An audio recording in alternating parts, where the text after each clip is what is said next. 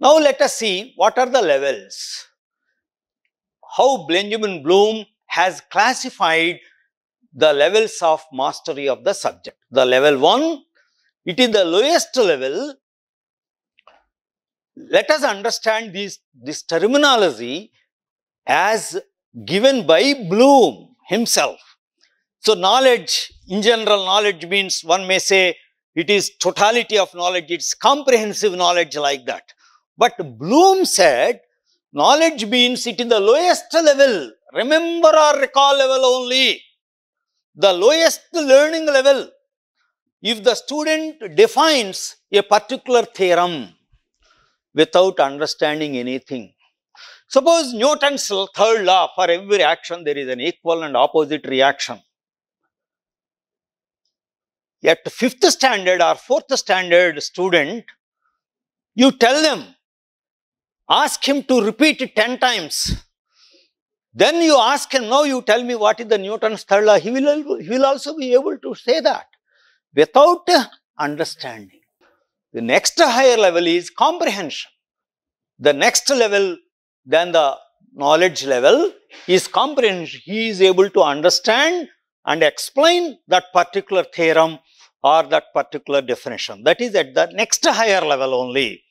Still, suppose you have worked out a problem in the class. He has understood. He has understood to the extent if you change the numbers and ask him to solve another problem, he will be able to do it. Suppose you give the problem totally to an unknown context, a real-time problem, he may not be able to solve. So his level is only at understand level, but not at apply level. Applying means always to the unknown context. Level 4, that is next higher level than apply level, is analysis level. A case study in the management problem, a case study is given. In the class, you may discuss some case studies, right? So, but you give an unknown case study for a failure of a company. Ask them, you study this case study and then find out the reasons for the shutdown of the company and suggest the measures for what measures should be taken for reopening the company, like that. Unknown case study. So that means when the student does that, reads that case study, he should be able to analyze the various parts of the case study, find out relationship between the parts, find out the relationship between the parts and the whole. He should be able to comprehensively diagnose the problem and then come out with a solution. That is at much higher level than the apply level according to Bloom. Then synthesis level is a higher level than analysis. That means the student should be able to synthesize new materials, new products. He should be able to give new ideas. He should be able to formulate new designs.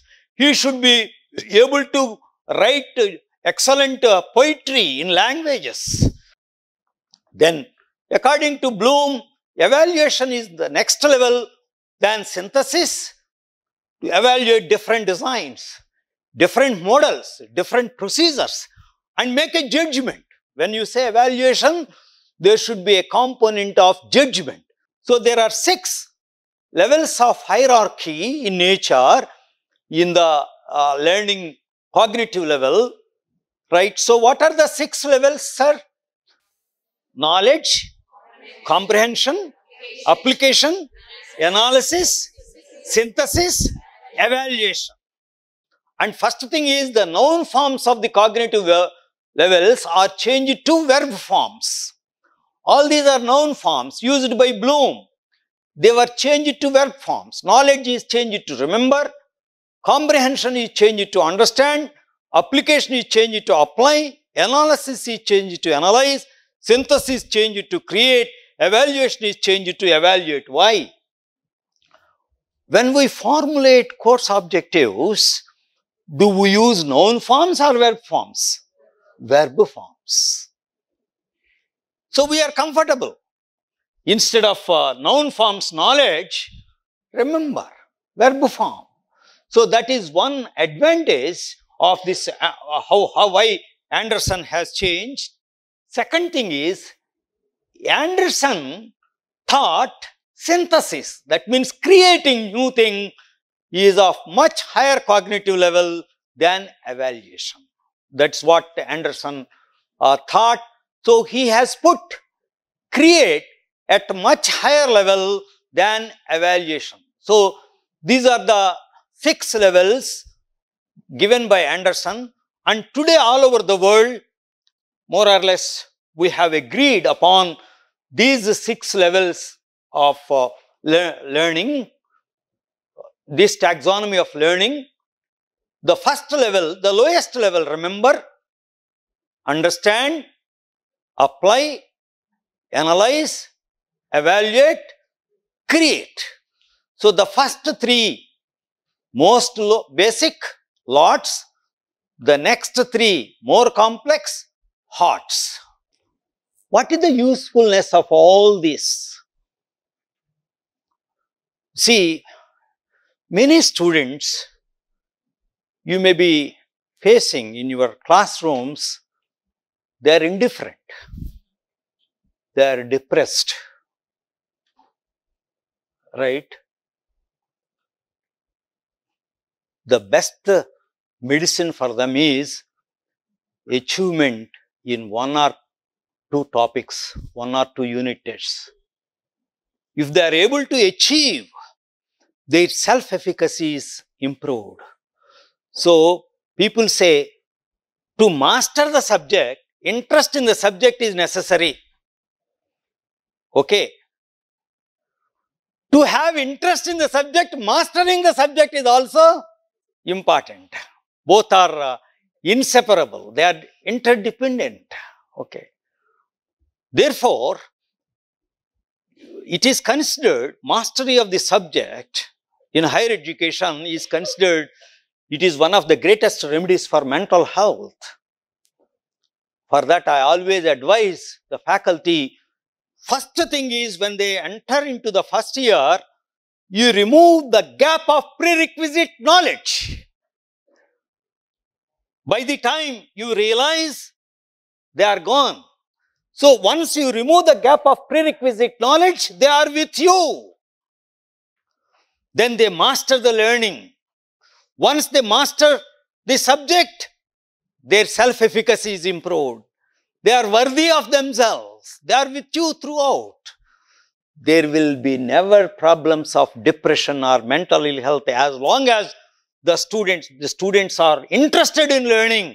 There is problem somewhere else, that is problem of prerequisite knowledge and problem of lack of good relationships between teacher and students and between institutions and the students. Yet this is very important. I consider this most important. Students' self-concept and self-efficacy.